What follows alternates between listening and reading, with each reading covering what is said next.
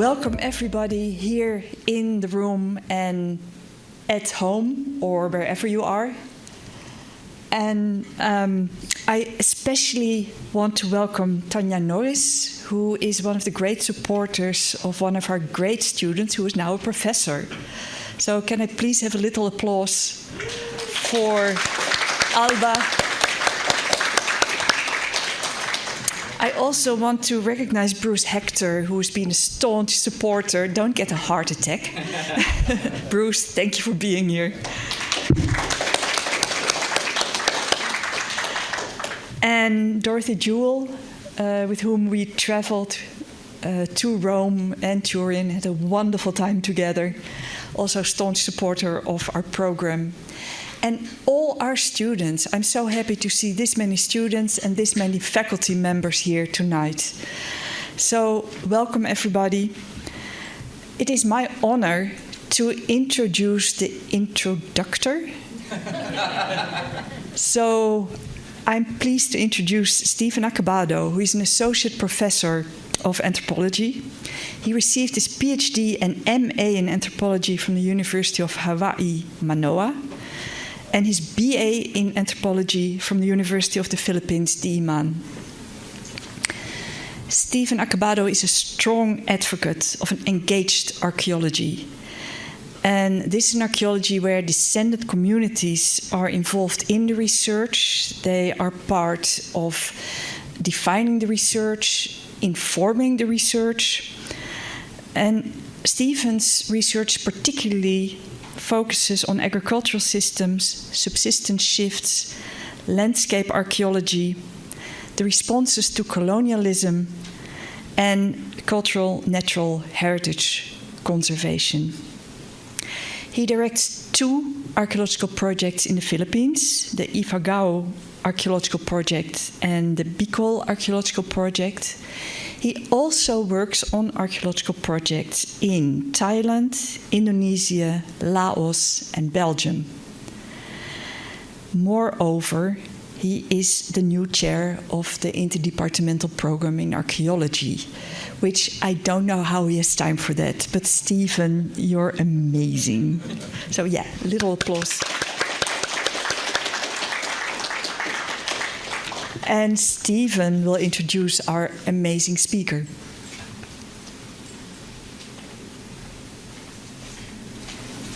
Thank you, Vilika.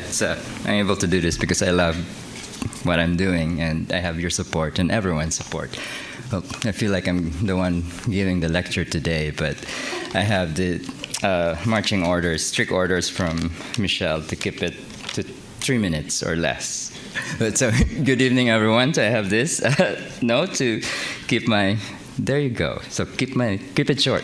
It is an honor and privilege to introduce our speaker today, who is our 2022 to 24 postdoctoral scholar, both for Cotsen and PEMSEA. PEMSEA is the Program for Early Modern Southeast Asia, established with a generous support from the Henry Luce Foundation. So the talk today will focus on Southeast Asia's early modern period, considered to be between AD 1300 and AD 1830 in Southeast Asia, and has something to do with how indigenous groups in Southeast Asia were able to control and negotiate their role in the colonial process. But with 1830, that all disappeared. So our speaker is Dr. Heng, who completed his PhD in anthropology at the University of Hawaii at Manoa. I've known him for almost 2 decades, so very long. Yes, that's too long. Or no. We met in Angkor, Borai, in the putative first state society level society in Southeast Asia, when I joined a field research program in Cambodia, where he was an undergraduate participant to the Lower Mekong Archaeological Project. And we also overlapped as graduate students at the University of Hawaii. We shared the same academic mama. When I first met him, he was just starting to learn English, but through perseverance, he was able to gain the required English proficiency to be accepted at UH Manoa, funded by a Fulbright scholarship. His life experiences in Vietnam-occupied Cambodia, the Vietnamese army used the first floor of their home as barracks, so I don't know what he heard growing up, provide a classic example of surviving through adversity and sheer hard work to be able to be accepted in a North American university tradition. Pipal's research interests also resonate with issues about peoples on the margin. The early modern period in Southeast Asia is the least understood time period, even though it hosted the most radical environmental, economic, and socio-political changes in the region. Most importantly, the archaeology of Southeast Asia is badly represented in North America. So Pipal joining us in the next 2 years will bring Southeast Asian archaeology into the center of discussions about the early modern period. So without further ado, let's hear about Angkor and Southeast Asia's early modern period. Thank you.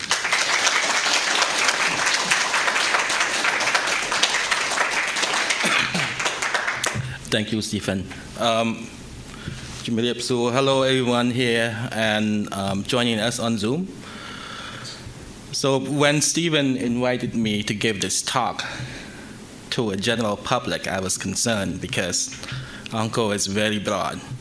And because as an anthropological archaeologist, I look at Cambodia history, Southeast Asia history, through the lens of Angkor as a deep history. So Angkor is not just this period between the 9th and 15th century, but it has its predecessors and what comes afterward. So bear with me, I have lots of slides. I have lots of photos to share with you. So the title is The Surface Below, and I will walk you through that. It has 3 components. The first has to do with Angkor, its cosmology, kingship, economy, polity, and powers. That's too many words in one sentence. It's not even a sentence, but many keywords. The second has to do with settlement patterns and urbanism. And the third has to do with Angkor legacy, with heritage, identity, and future collaboration. So Angkor is in modern Cambodia, a country of Southeast Asia. On this map you see here from Landsat image. So Cambodia is flat, surrounded by mountain regions in Vietnam on this side to the east, Thailand and Laos to the north. The Mekong River on this side traverses Cambodia from north to south and jet into the Mekong Delta in southern Vietnam here, southern Cambodia here. Another tributary of the Mekong River is the Tonle Sap system, the largest freshwater lake in Southeast Asia, and Angkor is located right north of it. So imagine the locations in these rich resources. You have access to the most productive area, especially for rice agriculture, in the region, as well as a well-connected river route. So what is Angkor? There are many confusions in the general public, whether Angkor refers to a country, to a civilization, to a period, or to a temple. Well, Angkor has many meanings, of course, but the term derived from a Sanskrit word Nagara. In Khmer, a language of Cambodia, we pronounce Noko, which would become Angkor. But scholarly, we refer to Angkor as a period between 802. The reason we pick 802 here because Angkorian themselves, by the 11th century, started to recount their history, that the beginning of their dynasty came from this king, Jayavarman II, who inaugurated rituals in 802. So their beginning, the beginning of their story. The civilization peaked around 11th and 13th century, and their end date for the civilization is around 1431 and 1432, when the capital moved south to Phnom Penh. modern Cambodia capital. When it was an empire, the official name was still Kamboja Desha, which is literally Cambodia. But to distinguish Cambodia, modern Cambodia, from the past Cambodia, there's a scholarly designations that it has to be an empire. So Khmer Empire or Angkor Empire that possessed a larger territory across mainland Southeast Asia. Another meaning of Angkor is the city. So Angkor as a city was found by one of the rulers, Yashovarman, around 900, and he called it Yashodarapura after his name, right? So the charming city, literally. And in the inscriptions, it was also called Nagara Sri Yashodarapura. You see that the term Nagara there would become Angkor at a later period. So I listed here the other 3 bullet points here to stress that it was the seat of the empire from at least 900 CE to 1450. So during that time, China transitioned through 3 dynasties, just to give you a frame of reference. It's a long time to be established in one place. Then by the 16th century, we start to have Portuguese account, so the beginning of our early modern period. That mentioned it as Angkor. So the term Angkor now began to be known outside of Cambodia.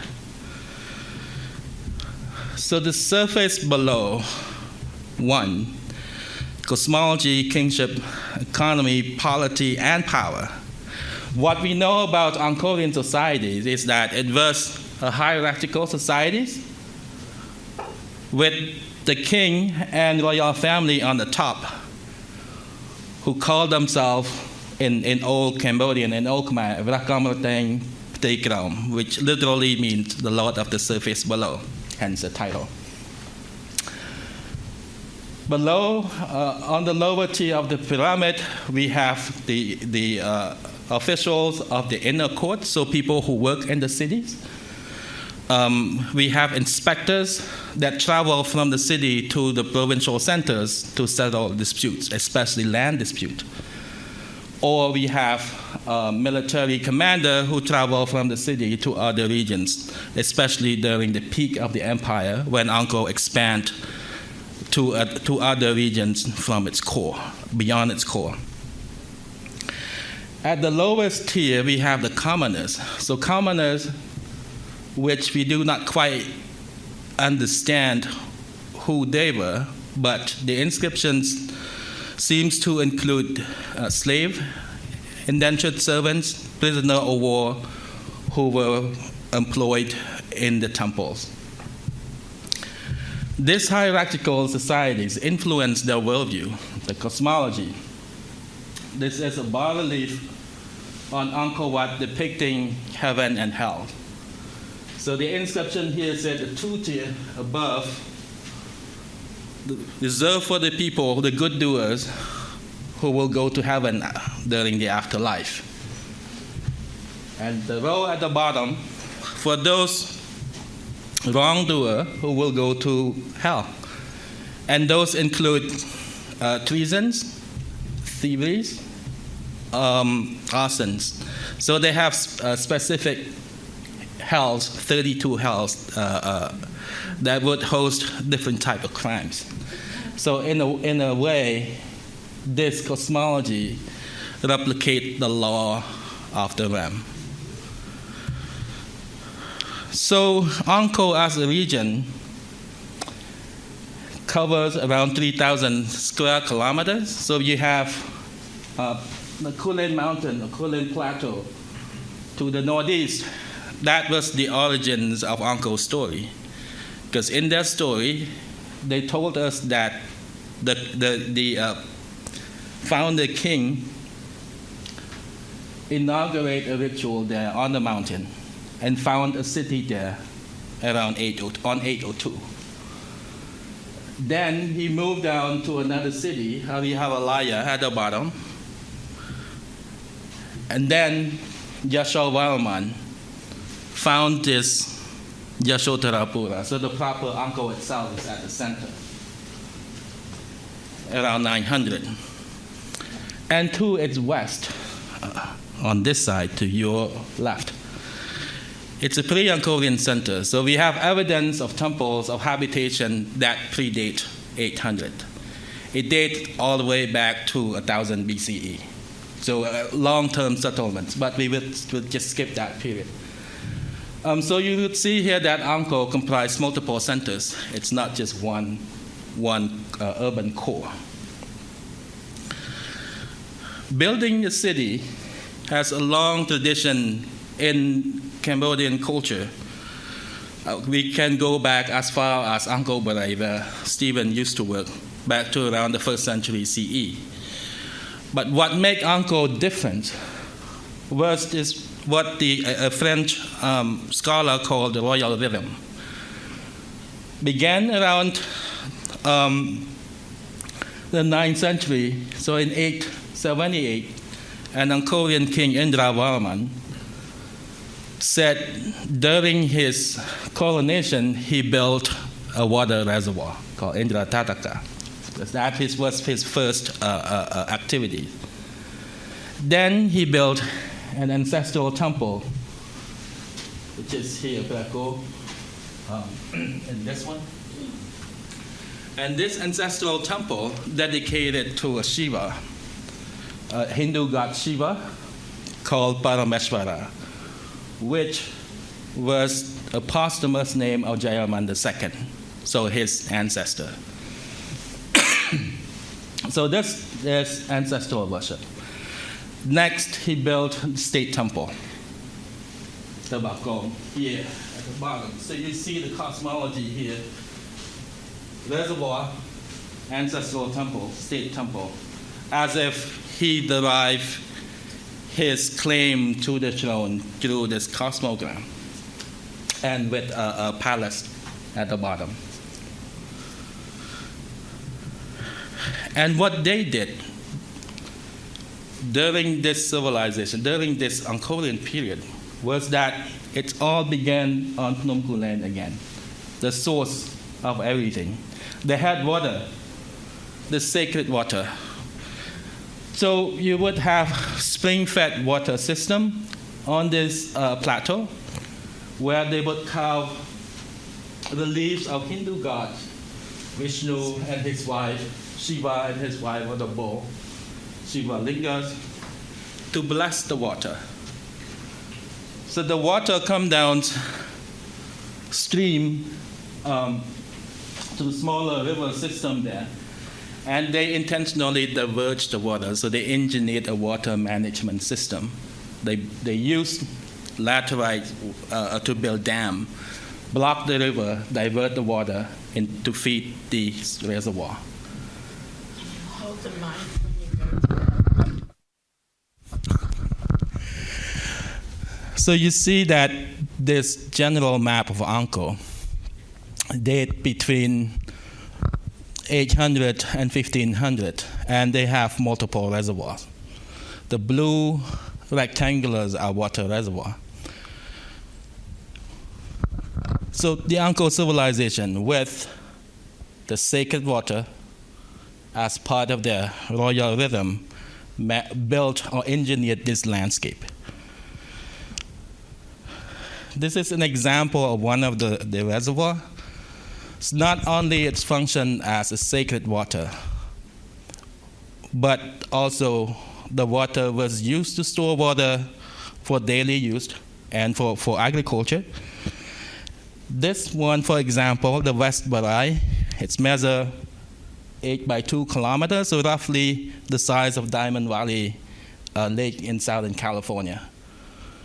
I will show you the relative size later on. But at the center, they built an island. So the island in the middle is artificial. And in the middle, there was this bronze statues of reclining Vishnus, symbolized the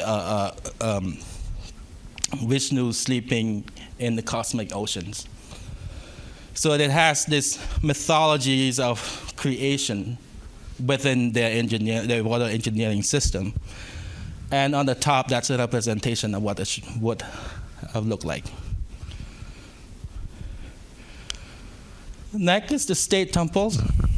So state temples during the Angkorian period began as this giant pyramid on the top left. So through time, this state temple, this pyramid, is getting larger and larger and becomes more elaborated.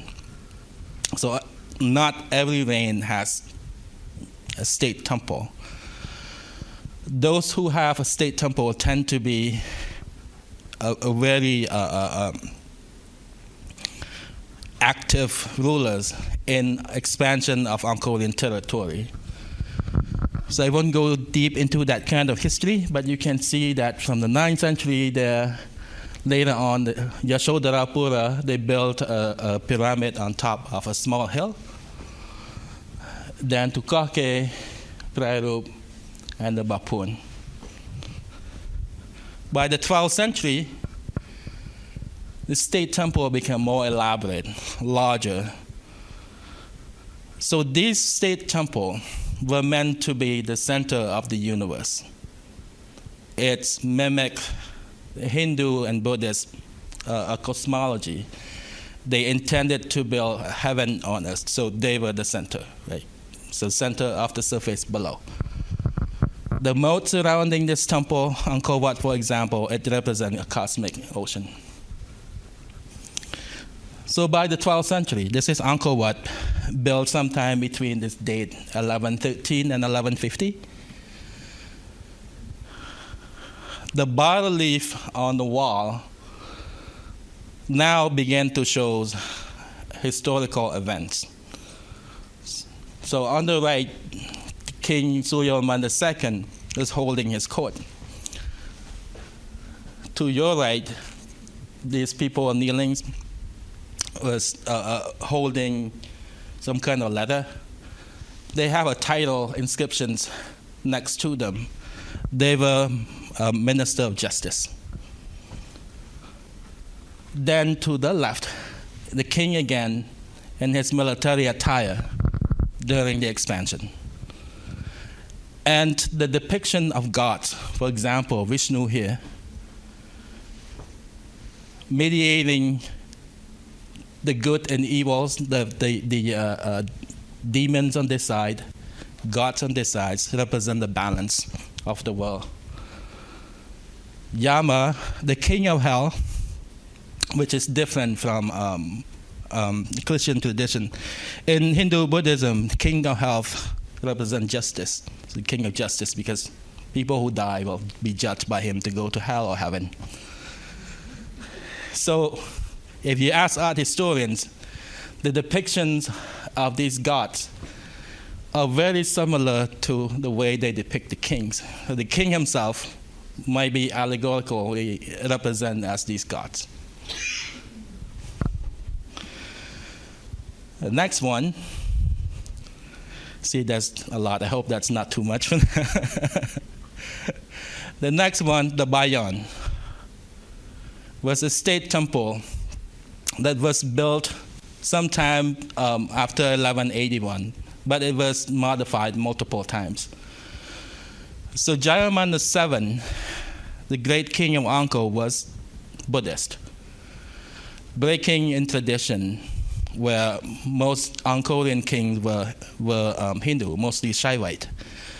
But as Buddhist king, his state temple also follow a similar tradition. So he has the Buddha in the middle of the tower, and then every small towers house different provincial gods. There's names of each god in all these towers. So imagine that this is a council of gods, right? It's like a congress where you have a representation from every province here at the center. Then another example of those temple in the middle of the reservoir. So even though he was Buddhist, the rhythm is still there. the temple became larger. So this temple is here, the Bayon.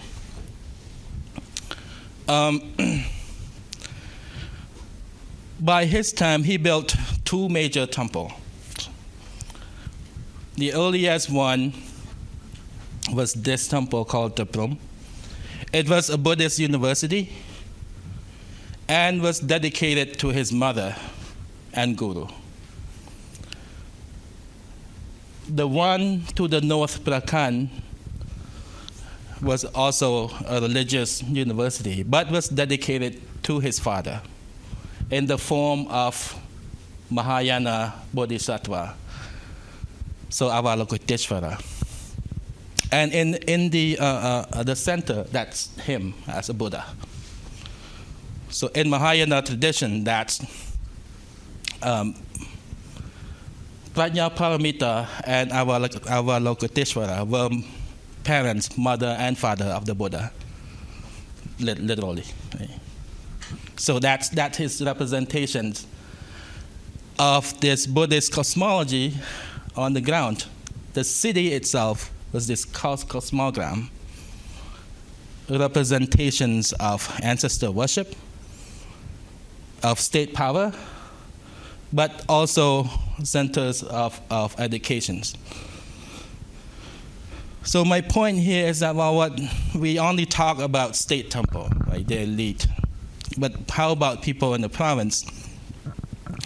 What we know from the inscriptions is that temples were centers of economics activities, of political, of social activities.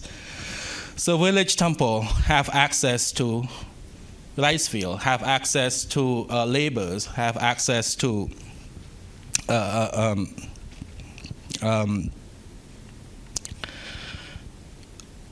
silverware, gold utensils. So they themselves were a source of power for the local communities and for the local elite. And I'll show you in a little bit. Some of these elite temples, some of these smaller temples were elite temples. This is one of the finest examples of beautiful temple built by the elite, not by the king, not by the royalty. So the selection of sandstone color, this pink, which was very rare, and the finest carvings, every detail of the temple, almost every surface available outside was carved. We also have smaller temple here. This is in the middle of modern town of Siem Reap, just south of Angkor. But what's interesting here is that inscription tells us that not only they have access to local rice and rice field, some of the rice field were located at a further distance, different province. So the temple has a network of economic activities. So we would see that state temples, elite temples, represent economic centers of Angkorian power. Right? This map is just to give you an example. If we were to plot the location of their properties, the rice field, on a map, this is what you would find. One temple here. They will talk about our rice field located closer to this temple there, to the west, to the south, it's somewhere around here. So they detailed every economic belonging. Hence, through times from 900 to 1500s, you get this whole area of Angkor, right? This Angkor region that was engineered. The entire landscape was modified to produce wet rice. So Angkor region itself, 3,000 kilometers. The urban core that we usually refer to is 30 square kilometers located there in the middle. And our recent estimate of the population is between 500,000 to 900,000 overall, while the urban core is between 75 and 150,000 people.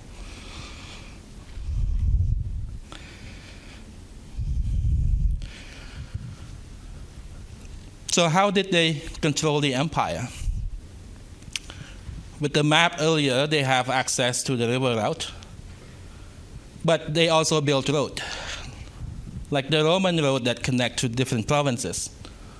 Angkor also have multiple roads that connects to its provincial centers, all the way in northeast Thailand today, to Laos, to Vietnam, and central Cambodia. And on the bas-relief, we have actually depictions of people traveling. So Angkor can consume products from all of these regions. The forest products from the northeast, somewhere here.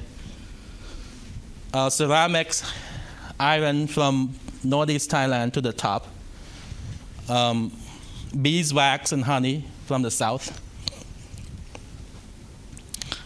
And they generally export their high culture in the form of elaborate statues. Like bronze statues there, ceramics also. So these ceramics here, stoneware, came from northeast Thailand.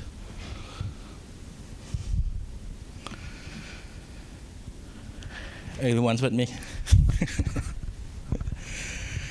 What we know of the control of the administration include the medical system. So, free healthcare, exactly. Recall the one of the temple that Jayavarman VII dedicated to his mother. In that same temple, that's where they train healer, one of the functions. So across the empire, the inscription told us that the king built 102 healing centers across the empire, right? So far, 32 have been found in Thailand, some in Cambodia. We don't know all of them. One all the way south in the Mekong Delta in southern Vietnam. The state provide all the medicine, so they would stipulate that every year we send this many cinnamon, rice to these medical centers, essentially free healthcare. So provided by the center. The temple that was dedicated to his father, that was a sense of control. So along the main route, the main road system, they build these so-called rest houses. So every 14 kilometers, give or take, so a day walking, you can have a rest house. You can rest, not in this structure, but this is the structures of worship with mounds surrounding it. And essentially, it's called the fire shrine. So the cult of fire, the sacred fire from different province, will travel to the center across this road. That's symbolized with the power. Right? You come to the middle, you come to the center. So the father, the temple that dedicated to father, represents power. If we put all of that together, the temple, the shrine, the state administrative system, the ceramics, the inscriptions, you get the mark of the empire. Pretty much across mainland Southeast Asia today. All right, so I'm going to shift gear to another topic. The surface below 2, settlement and urbanism. So I hint all of that already in these slides, but we need to address this new technology that has been done in Cambodia around 2012. LIDAR, so light detection and ranging.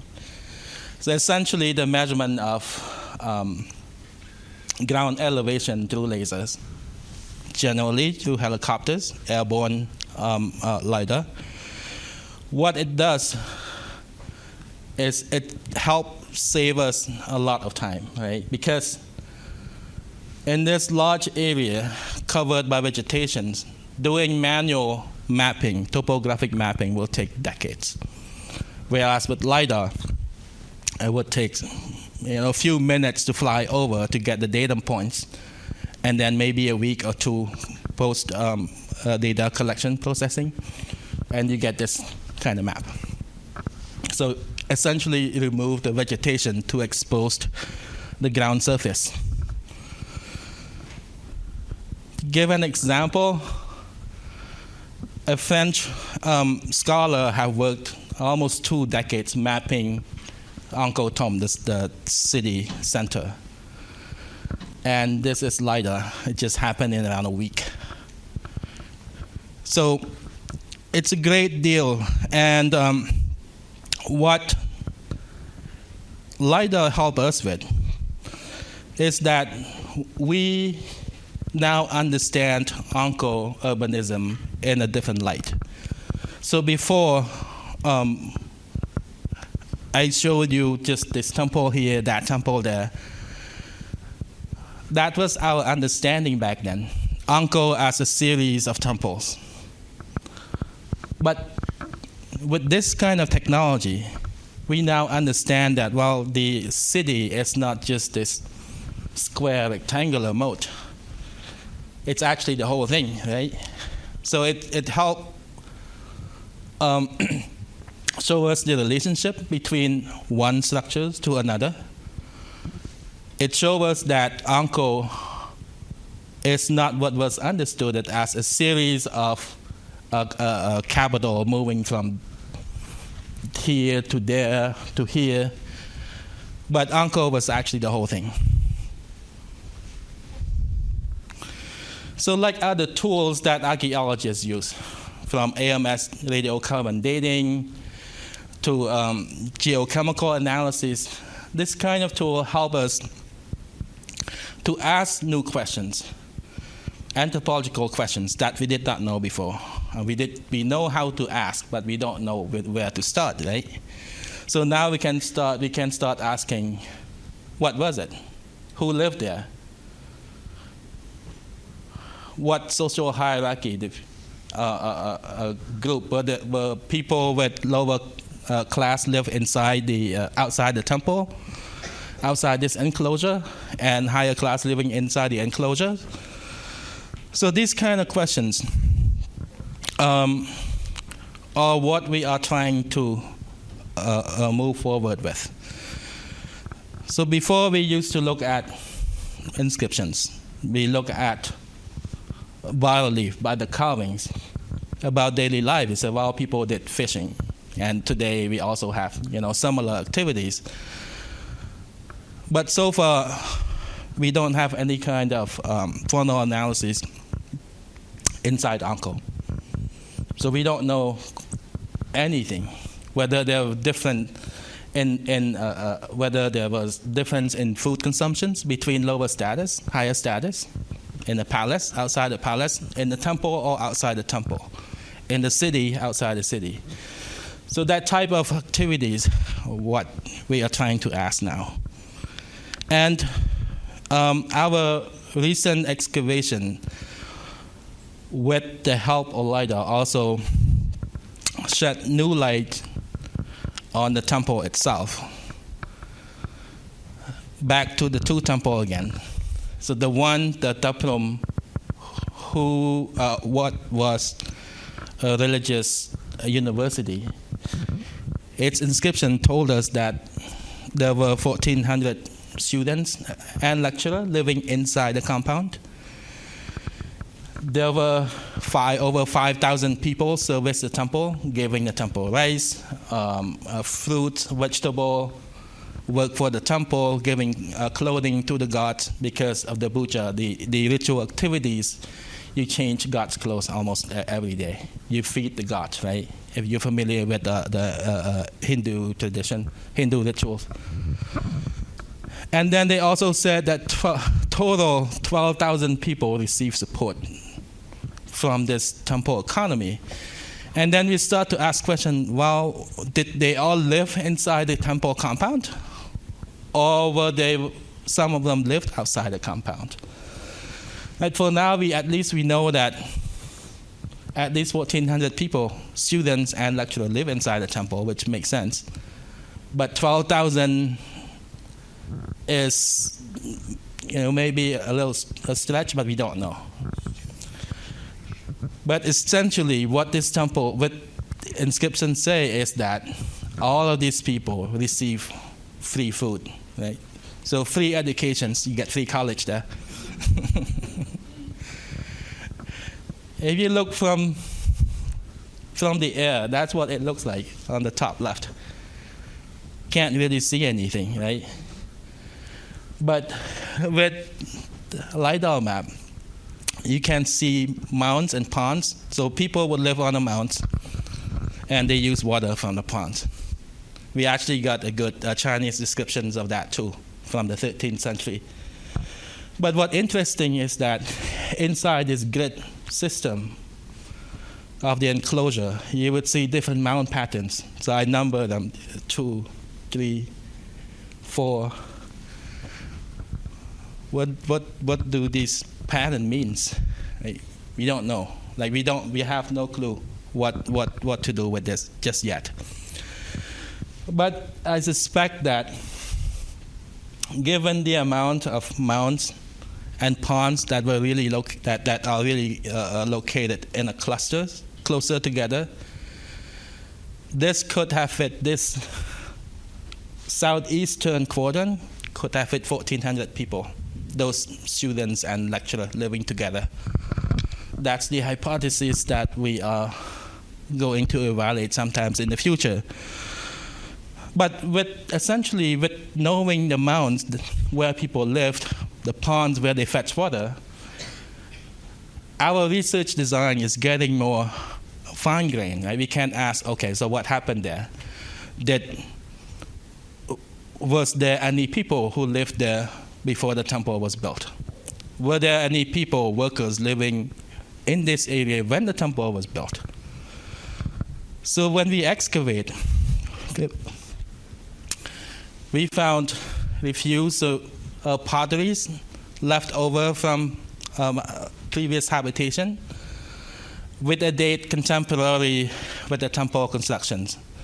So the hypothesis is that, well, there might have been a village here prior to the temple constructions, or where the workers settle as a temporary settlement to build a temple, and then when the temple is done, they moved out. So we can see that there's a layer of sandstone chips, so debris from the temple constructions that was used to build a floor on this mound, so a reserve for modern future habitation. Then, in some mounds, we see a pit dug into part of this debris with other potteries. So potteries here are stone and mortar, so the pestle that they use to grind spice, indication of habitations. So we get good archaeological evidence that elaborate what the inscription told us. There were people there, we just don't know who yet. Angkor Wat is the same way. If you look from the aerial photos, that's what you see, just vegetation, right? With LIDAR, there's actually a grid system, urban blocks there, a series of 4 mounds and 4 ponds, and we can actually reconstruct them based on the fact that people lived on mounds. So you have these sort of artist representations. Our excavations also similarly show habitation remains, habitation debris. This layer was before the temple construction, before or during the temple constructions. One of the pots actually came from the south, from Phnom Penh. So whether there was a corvée labor system where you take people from different regions to build a temple, and they live here during the construction of the temple. That's another questions to pursue. All right. Next part. Another archaeology questions is archaeology of urbanism, right? So we understand archaeology, those who just finished the core class today, with Golden Child, cities and civilization, right? So modern human civilization essentially form with the city. Whether is that true, that's another story. But from here, we can contribute to that discussion. You see Angkor in global context. Just take the core, the urban core of Angkor. You take Angkor Wat apart and then compare and contrast it with other cities, right? So there you have Leiden in 16th century. It fit right into Angkor Wat, right? One section of Angkor. Just give you the size comparisons. Compared to Tikal, Mesoamerica, similarly just fit into one section of Angkor. And if we take Greater Angkor, the size of Greater Angkor, and compare it to Washington, D.C. and Baltimore, that's almost the exact same size. Population density is different. Obviously, 1970, Washington, D.C., Baltimore was higher. But in its context, by the 13th century, you can take any cities on Earth, except those two in China. Angkor is still the largest. Right? It was the most populated city in the 13th century. And then I thought it would be fun to superimpose Angkor on LA, Greater LA. But size-wise, right? So Phnom Kulen, the start of Angkor, is there. The core is here in southern LA. Another center in Long Beach. The difference is just that we don't have that kind of urban sprawl where you have this downtown in the middle, which can be compared to this core, right? Instead of this urban sprawl, we would have smaller temples, smaller village and settlements with agricultural field in their urban design, so agro-urbanism. Right, my final point here. Angkor and its legacy. Everyone is still awake? So why does Angkor matter? If you look at Cambodia's recent history, from the time the French start the protectorate in Cambodia, 1863, Cambodia flags always has Angkor Wat on it, even during the communist era. So Angkor became the symbol of the nation, right? Not just for Angkor. When a border temple of Brevi here was listed as UNESCO World Heritage Site, there was conflict between Thailand and Cambodia, armed conflict. So archaeology, heritage, still impact our modern identity, still shape our politics, shape our economic relationships. And you have Khmer identity here because of the war in the US still, right? You have Long Beach, for example, with this mural. I haven't seen it, but Sarah is here. You've seen it, Sarah? In Lowell, Massachusetts, you have this from the Bayon here. So Angkor heritage is still ingrained within our identity. And then you have to ask, why? Is it a recent phenomena? If you go backward to Srai again, that pink sandstone temple, one of the inscriptions tell us that the founder, the royal guru, he installed the image of Uma and Maheshwara, Shiva and his wife, to generate merits for his parents. Essentially, the image of Hindu gods, Shiva and wife Uma, are his parents. In the 80s, during the war, the head of the Umma was looted. And that's just one example, right? And if you look at other examples, if you follow the news recently, there are lots of these Angkorian statues that populate the museum and private collection abroad because of its beauty and things like that. But when you look at what happened on the ground, what you see are just these feet without body, or body without head. Right? So the collaborative aspect of what is happening recently is the MOU between the US and Cambodia to repatriate these statues to Cambodia. So in this light, archaeology and heritage can form a good relationship from country to country and people to people. And that's why in our research projects, we always include heritage educations for local school children who came and visit our trench after we excavated. So our crew member would walk them, guide them through the trench and talk about history, what we find. And we also provide training for Cambodian archaeologists and international archaeologists, American, Southeast Asian, who came to participate in our fieldwork. We present our results to Cambodian archaeologists and local stakeholders. So in a way, we make everything public. We educate people the importance of heritage, of archaeology, and hopefully through our next fieldwork in Angkor to PEMSEA with Stephen, we'll continue to do the same activities with Cambodians in Cambodia, Cambodians from the US, Cambodian heritage students, American graduate and undergrad students from UCLA. And that's the end of my talk.